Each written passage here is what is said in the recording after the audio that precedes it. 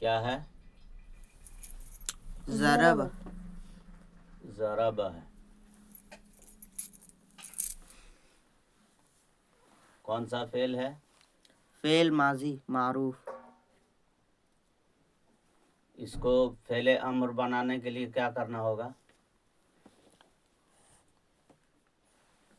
زاد سے پہلے الف، زاد میں تنوین.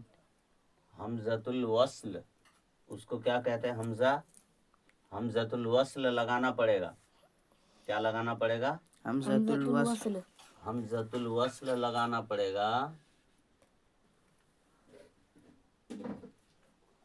اور یہ بن گیا اضرب. کون سا فعل بن گیا؟ فعل امر. فعل امر. اضرب کا مطلب کیا ہو گیا؟ ضرب تو مار.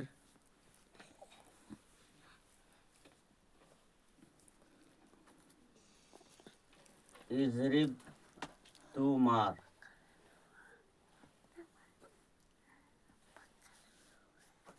اضرب میں پوشیدہ کیا ہے؟ انت. انت. اضرب میں انت پوشیدہ ہے. پوشیدہ ہے. اب یہ ہو گیا آپ کا فعل امر فعل ماضی معروف سے.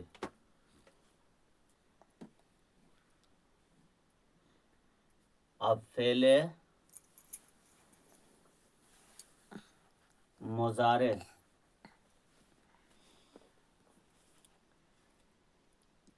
یضرب.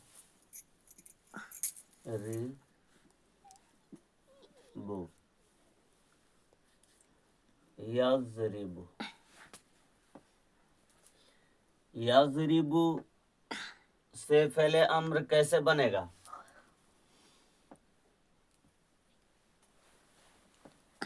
کس چیز کی علامت ہے یہ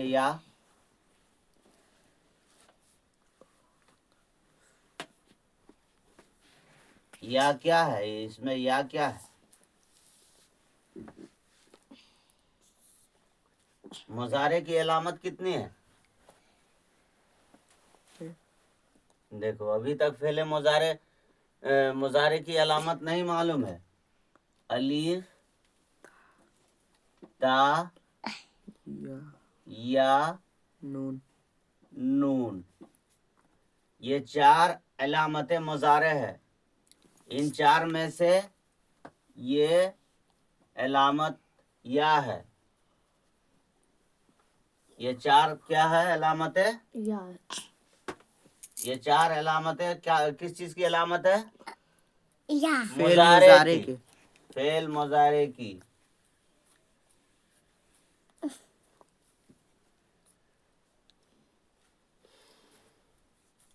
تو ابھی اس کو فعل امر بنانا ہے تو کیسے بنے گا؟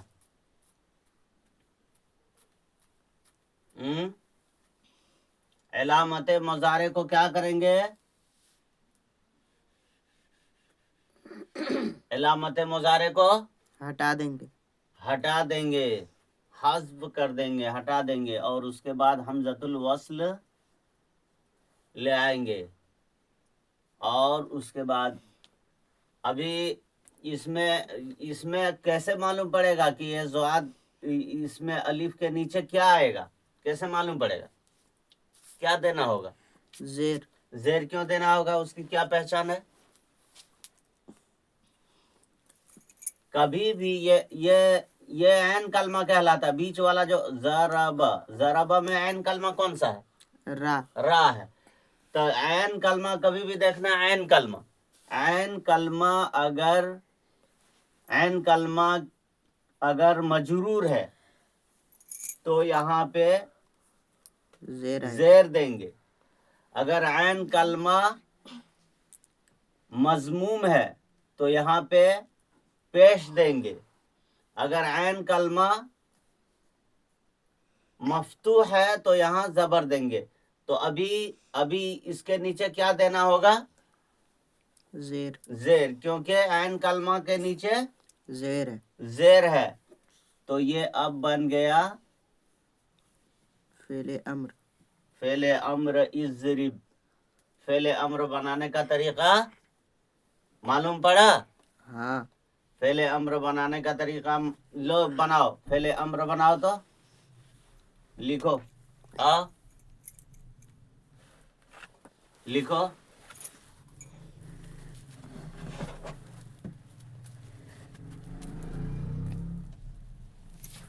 ضربہ لکھو، یضرب لکھو.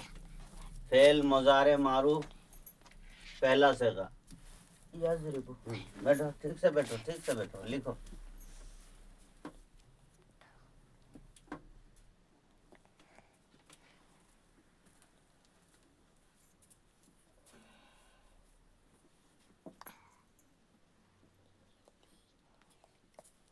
یضرب. یضرب زبر کیسا دیا ہے یضرب کا؟ وہ زبر صحیح سے صحیح دو. یضرب نا. یضرب. ہاں، مٹا کے دو، مٹا کے دو. کوئی پڑھے گا کوئی سمجھے گا تو کیسے سمجھے گا؟ ہاں یضرب. یضرب ہو گیا. تو ابھی اس کو فعل امر بناؤ. اسی میں علامت مضارع ہٹاؤ.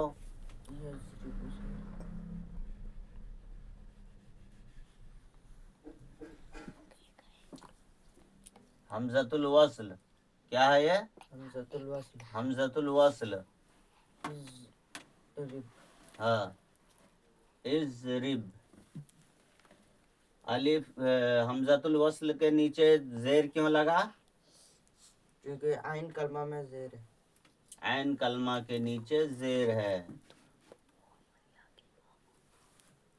تو اسی طرح سے اضرب لاؤ اس کو.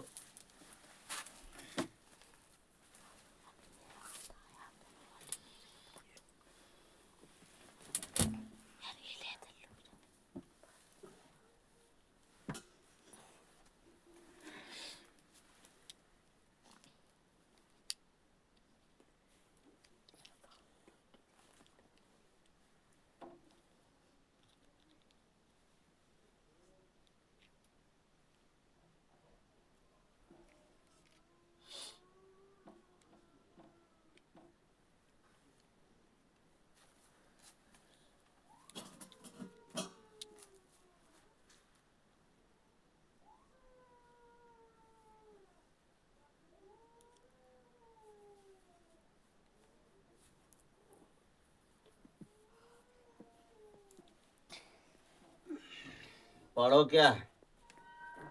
ولد صالح. ولد صالح. صالح. اچھا اس کا یہ کون سا مرکب ہے؟ مرکب توصیف. مرکب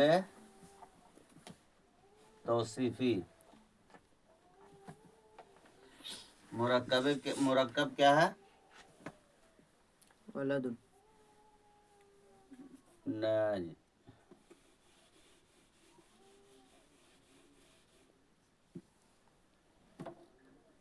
ولد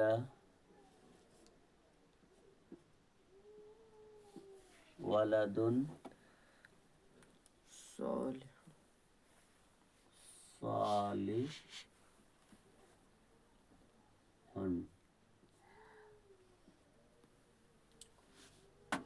تو ولد صالح مرکب توصیفی ہے نا؟ ہاں. تو مرکب توصیفی ہے. موصوف کیا ہے؟ یہ ہے کہ یہ ہے؟ ولد موصوف ہے ہاں. اور صالح صفت. کس کی؟ ولد ان کی. ولد ان کی صفت ہے. تو ابھی اس کا ترجمہ کیسے ہوگا؟ ولد صالح. لڑکا نیک ہے. لڑکا نیک ہے ایسا نہیں ہوگا. اس کا اردو میں دیکھو، اردو میں صفت پہلے آتا ہے اردو میں، صفت پہلے آتا عربی میں صفت بعد میں آیا ہے نا، ہاں لیکن اردو میں ایسا ہوگا الٹا. اردو میں ایسا ہوگا، نیک نیک لڑکا نیک یہ لڑکا دانے لگا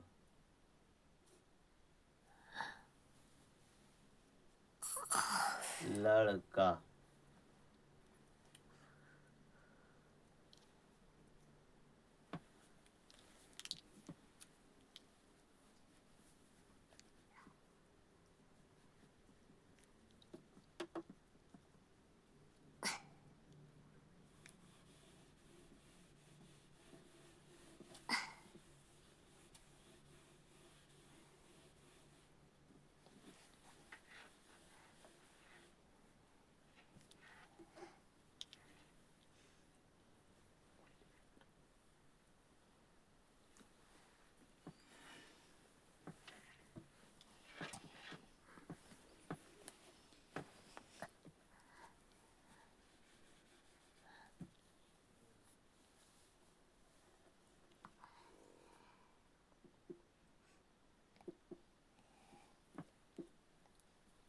کیا لکھا؟ قتل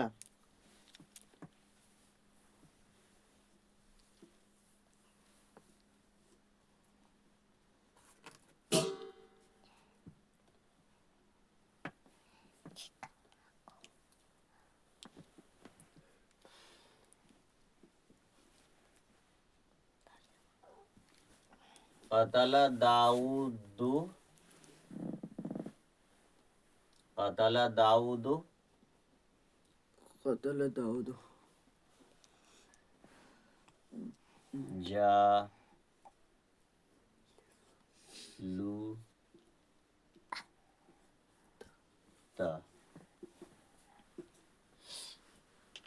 قتل داؤد جالوت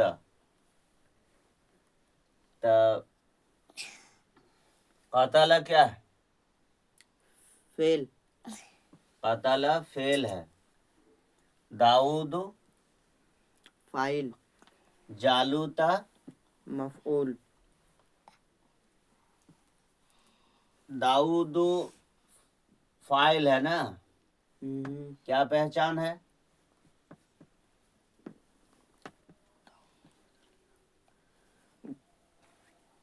کام داؤد قاتل ہے، قتل کرنے والا ہے، تو اس کی پہچان کیا ہے؟ کیسے ہم پہچانیں گے کہ داؤد نے جالوت کا قتل کیا؟ کیونکہ مرفوع حالت میں ہے، کیونکہ مرفوع حالت میں مرفوع حالت میں ہے، مرفوع حالت میں ہے. یہ قتل کیا ہے؟ فعل فعل ہے. فعل کی پہچان کیا بتایا تھا میں نے؟ مفتوح کیا مفتوح؟ فعل کی پہچان یہ ہوتی ہے کہ اس میں تنوین نہیں آتی ہے. تنوین ہے، دیکھو کہیں بھی فعل پڑھ لو تنوین نہیں آتی ہے. فعل ماضی، فعل مضارع، یہ سب میں آپ کو تنوین نہیں ملے نہیں ملے گا. میں فعل کا پہچان بتا چکا ہوں کہ اس میں سب سے بڑی پہچان یہ ہے کہ اس میں تنوین نہیں آتی ہے. فعل پوری گردان کر ڈالو، فعل فعل فعلو فعلت قتل قتلا قتلو قتلت، جتنا گردان ہے اس میں تنوین نہیں آئے گی نہیں آئے گی، کیونکہ فعل ہے، فعل میں تنوین نہیں آتی ہے. تو اس کا فعل اس لیے ہے کہ اس میں تنوین نہیں ہے. قتل فعل، داؤد فاعل اور جالوتا مفعول. مفعول کیوں ہے؟ کیا پہچان ہے مفعول ہونے کی؟ مفعول ہونے کی کیا پہچان ہے؟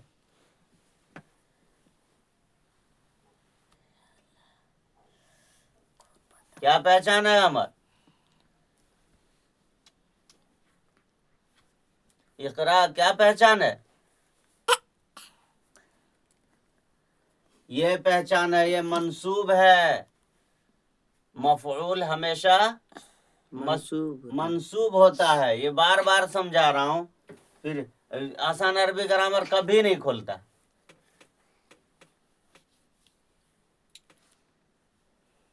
فعل، فاعل، مفعول. داؤد مرفوع حالت میں ہے اس لیے فاعل ہے. جالوتا منصوب حالت میں ہے اس لیے مفعول ہے. تو یہ سب پہچانو.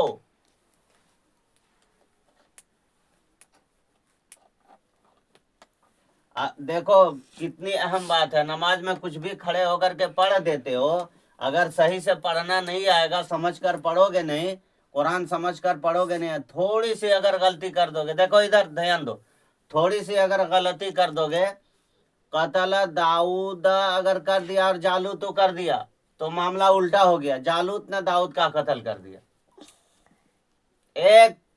خالی ایک پیش کو ادھر ادھر، پیش اور زبر کو ادھر ادھر کر دو گے، پورا معاملہ الٹا ہو جائے گا، معنی تبدیل ہو جائے گی. اس لیے قرآن صحیح سے پڑھو، قرآن سمجھ کر پڑھو، صحیح سے پڑھو. کتنا الٹ پھر ہو جائے گا معلوم ہے؟ قرآن میں کیسے آیا؟ قرآن میں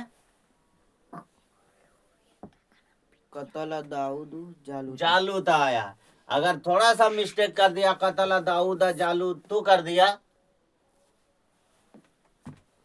تو ترجمہ الٹا ہو جائے گا، معاملہ بالکل قرآن کے برعکس ہو جائیں گے. اس لیے سمجھو، سمجھنے کی کوشش کرو. عربی ہمیں کس لیے سیکھنی ہے؟ تاکہ قرآن سمجھ کر پڑھے، تاکہ اللہ کی کتاب قرآن مجید سمجھ میں آ جائے. تاکہ اللہ کی کتاب قرآن مجید سمجھ میں آ جائے. سمجھ میں آ جائے. اس لیے ہمیں عربی سیکھنی ہے، تاکہ راہ راست پا جائیں. کیونکہ مولویوں نے اتنے فرقے بنا کے رکھے ہوئے ہیں کہ آدمی کون سے فرقے میں جائے گا کچھ سمجھ میں نہیں آتا ہے. اسی لیے قرآن کو سمجھنی، اسی لیے قرآن کو صحیح طریقے سے سمجھ کر پڑھنا ہے، تاکہ ہمیں صحیح راستے مل سکے، تاکہ ہمیں راہ نجات ہم پا سکیں. اور راہ نجات کے لیے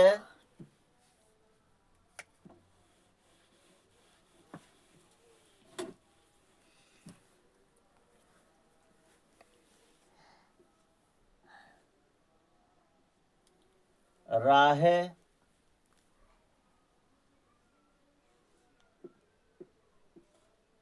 نجات کے لیے، راہ نجات کے لیے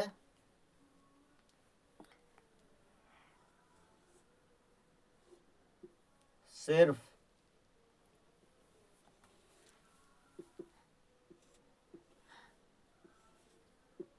قرآن ہے. راہ نجات کے لیے صرف قرآن ہے. کیونکہ میں جب قرآن پڑھتا ہوں تو مجھے قرآن میں کسی طرح کا کوئی شک اور شبہ نہیں ملتا، نہیں ہے. لیکن قرآن کے علاوہ دوسری کوئی بھی کتاب اٹھاؤں گا اس میں شک اور شبہ ہے. کیوں شک شبہ ہے؟ کیونکہ قرآن میں ذالک الکتاب لا ریب فیہ کا ٹھپا لگا ہوا ہے. قرآن میں ذالک الکتاب لا ریب فیہ کا ٹھپا لگا ہوا ہے. اللہ نے اس میں گارنٹی کا ٹھپا دے دیا ہے، ذالک الکتاب لا ریب فیہ. اس لیے قرآن میں ہمیں شک نہیں ہونا چاہیے، اور نہ شک ہے. لیکن قرآن کے علاوہ جو بھی کتاب اٹھاؤ گے اس میں تو ذالک الکتاب لا ریب فیہ نہیں ہے نا. تو جب اس میں ذالک الکتاب لا ریب فیہ نہیں ہے تو ظاہر سے بات ہے اس میں شک ہے. تو اسی لیے راہ نجات کے لیے صرف قرآن ہے.